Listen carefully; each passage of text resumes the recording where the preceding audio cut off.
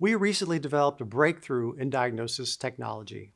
It's called reversible scan chain diagnosis.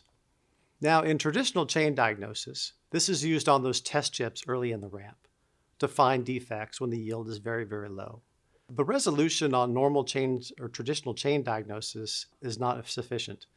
It can take the factory or the lab equipment operators up to 2 days using a $10 million equipment set just to find one defect. Now, imagine if you had hundreds of defects to find and you're occupying multiple sets of $10 million pieces of equipment. This is just cost prohibitive. So there needs to be a way to increase the resolution, meaning reduce the search area for these defects, so it takes less time for the failure analysis folks and engineers to find them. Well, with our reversible scan chain technology, we can increase the resolution by 300%. This technology is silicon proven.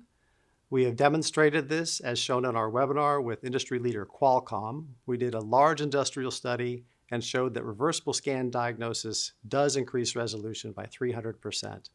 And what we've come out with just recently is the Silicon Insight HP option. It stands for high performance.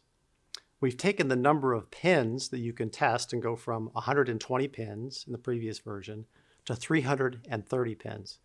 This is absolutely required for the large automotive, AI, and 5G designs.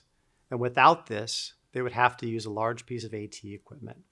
So we're very proud to talk about our collaboration with Opal Kelly on the XEM 8350 adapter card. And this also will be supporting SSN and 1149.10 for future scalability.